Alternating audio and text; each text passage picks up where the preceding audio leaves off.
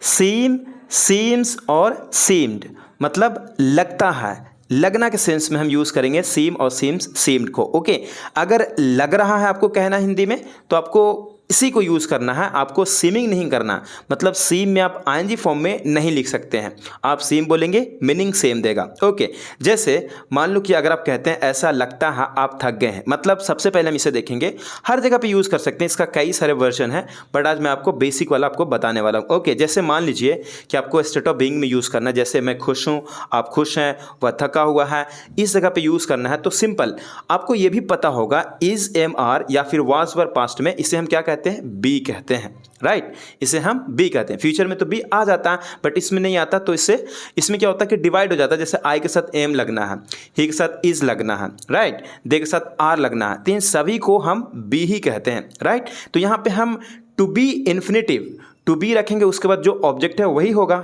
जैसे ऐसा लगता है आप थक गए हैं, it seems that you are tired. बड़ा सिंपल है, ये आपको ऑलरेडी पता होगा, लेकिन मैं आपको कॉन्सेप्ट कुछ देना चाहता हूं ताकि आपको समझ में आए कि कैसे ये बनता है, right. It seems that you are tired, बड़ा ही सिंपल है। अब इसी को हम चेंज करेंगे किसमें, तो इन्फिनेटिव के साथ चेंज करेंगे एडवांस वर्जन में। जैसे सब्जेक्ट सीम, सीम, सीम्ड, अगर पास्ट में तो टू बी, मतलब सिंपली आपको ये समझना, टू बी यहाँ पे ऐड करके जो ऑब्जेक्ट होगा उसे हम रख देते हैं। बी मतलब इज, एम, आर सभी को इंक्लूड कर देता है यहाँ पे। अगर ही है या फिर जो भी है, ही के साथ यहाँ पे सीम चेंज होता रहेगा, लेकिन टू बी पे कोई फर्क नहीं पड़ेगा, क्योंकि यहाँ पे देख सकते हैं, यहाँ पे यू हो तो यू के साथ में सीम लग जाएगा, अगर ही रहेगा तो सीम्स हो जाता है, राइट। जैसे ऐसा लगता है कि आप थक गए या फिर तुम थके हुए लगते हो। हिंदी पे आपको नहीं जाना, हिंदी से क्या फायदा, क्योंकि हिंदी और भी तरीके से आप बोल सकते हैं, लंबे लंबे हिंदी हो सकते हैं, बट यहाँ पे आपको कॉन्सेप्ट को समझ लेना है, राइट। जैसे you seem to be tired, अगर यहाँ पे ही लगा देते हैं तो क्या होगा, he seems to be tired. यहाँ पे बी कोई चेंज हो रहा है नहीं, लेकिन पहले वाले सेंटेंस में क्या होता है, यहाँ पे ही चेंज होता है। जैसे it seems that he is tired, या फिर you are tired, they are tired, यहाँ पे आई एम टायर्ड। यहाँ पे ऊपर क्या हो रहा है, यहाँ चेंज सब्जेक्ट के हिसाब से हो रहा है, लेकिन इसमें क्या होता है, यू के बाद सीम को ही चेंज करते हैं, लेकिन टू बी सेम रहता है। समझ रहे हो मेरी बात को, इस बात को ध्यान रखिए। ओके, ये बड़ा ही सिंपल था। अब उसी तरीके से और सेंटेंसेस देखते हैं। जैसे ऐसा लगता है कि आप खुश हैं, it seems that you are happy, तो यहाँ पे क्या करेंगे, you seem to be happy. अगर ही रख दें तो he seems to be happy, be change हो रहा नहीं हो रहा, बी का मतलब ही होता है इज, एम, आर या फिर वाज वर पास्ट के लिए, ठीक है। तो यहाँ पे सीम्ड मतलब कर सकते हैं, you seemed to be happy, मतलब आप मतलब खुश दिखते हो, आप खुश दिख रहे थे, ऐसे भी आप बोल सकते हैं पास्ट के लिए, राइट। तो यहाँ पे चेंज होता रहेगा।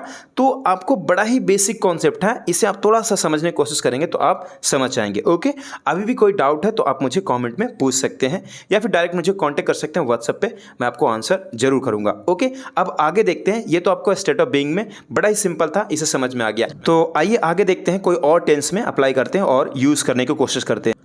अगला स्ट्रक्चर है इट सीम्स दैट, उसके बाद पोजीशन को दिखाएंगे। पोजीशन मतलब अधिकार। जैसे मेरे पास काफ़ी पैसे हैं, आई हैव इनफ मनी। मेरे पास एक कार है, आई हैव अ कार, उसके पास 2 कार है तो ही हैज़ 2 कार्स। ऐसे हम जब इंग्लिश में बोलते हैं पोजीशन को दिखाने के लिए, राइट। तो यहाँ पे ही के लिए हैज़ यूज़ होता है, लेकिन सेकंड सेंटेंस जब सेकंड वर्जन बनाएंगे, इसका मतलब एडवांस वर्जन में, तो केवल हैव की मदद से बनाएंगे, to have. Okay, to have, उसके बाद जो भी ऑब्जेक्ट होगा उसे सेम एज इट इज़ रखेंगे। जैसे ऐसा लगता है आपके पास बहुत पैसे हैं, it seems that you have a lot of money. आपको हिंदी थोड़ा तोड़ करके अलग वे में सोचने की कोई ज़रूरत नहीं है कि इसका हिंदी क्या होगा, बस यही हिंदी समझिए। ऐसा लगता है कि आपके पास बहुत पैसे हैं, तो इसका एडवांस वर्जन बना सकते हैं, you seem to have a lot of money. हालांकि मैं यहाँ पे हिंदी लिख रखा हूँ, बट आपको ज़्यादा हिंदी सोचने की ज़रूरत नहीं है। एक वे में आपको समझ में आ गया तो उसको बस एडवांस वे में ऐसे आप बोल सकते हैं, कोई दिक्कत नहीं होता। ऑलराइट, तो यहाँ पे ये इस बात को याद रखिएगा कि जैसे तुम्हारे पास बहुत सारे पैसे होने का प्रतीत होता है, तो यू सीम, अगर यहाँ पे ही होता ही सीम्स हो जाएगा, अगर पास्ट होगा तो यहाँ सीम्ड हो जाएगा, लेकिन इधर में कोई चेंज नहीं होगा, टू हैव का हैव होगा, उसके बाद जो भी ऑब्जेक्ट रहता है उसे आप सेम एज इट इज रख देंगे। ओके, इस बात को याद रखिएगा। मैं फिर कह रहा हूं, यहाँ पे कोई चेंज नहीं, आप हैज नहीं लगा सकते हैं,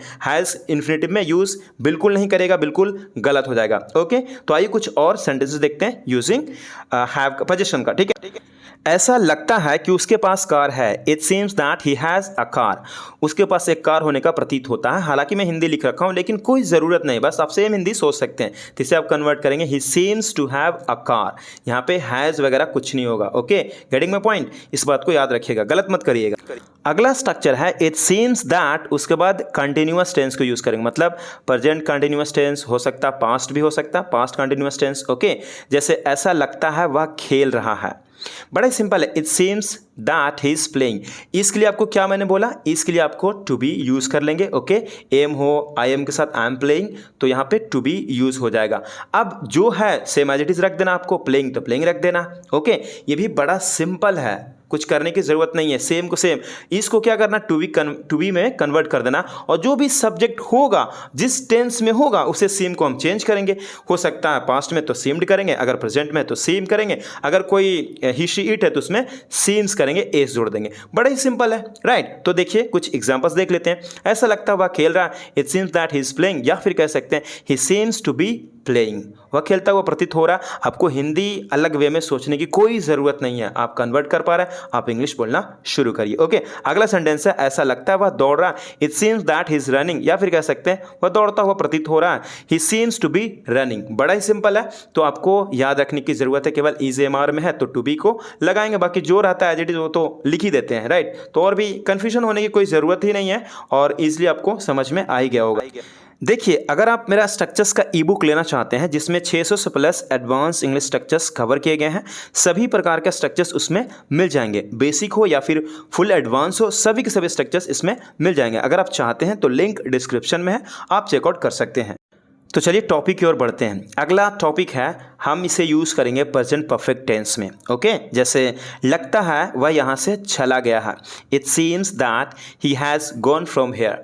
अब इसे चेंज करने के लिए केवल आपको टू हैव लगाने की ज़रूरत है, बाकी सेम एज इट इज़ आपको रख देना है। ओके, गोन को गोन, फ्रॉम हेयर से हेयर, जो भी होगा सेम एज इट इज़ आपको रखना पड़ता है। ओके, यहाँ पे भी चेंज होगा सब्जेक्ट के हिसाब से, सेम या सेम्स या सेम्ड जो भी होगा आप चेंज करेंगे, और सिंपली टू हैव के बाद वर्ब की थर्ड फॉर्म सेम जो भी होगा पूरा आप लिख देंगे। जैसे लगता है वह यहाँ से चला गया, he seems to have gone from here. अब यहाँ पे आपको लगेगा ही है तो यहाँ पे हैज होना चाहिए, ऐसा बिल्कुल मत करिएगा। ओके, अगला सेंटेंस है लगता है वह अपना काम कर लिया है, it seems that he has done his work. Okay, या फिर कह सकते हैं एडवांस में, लगता है वह अपना काम कर लिया, he seems to have done his work. Okay, तो इसका हम पैसिव अगले पार्ट में यूज़ करेंगे। ओके, इसका पैसिव भी बनाया जाता है। तो आज का वीडियो यहीं समाप्त होता है, मिलते हैं अगले वीडियो में, तब तक के लिए अपना ख्याल रखिए। Have a good day, bye bye.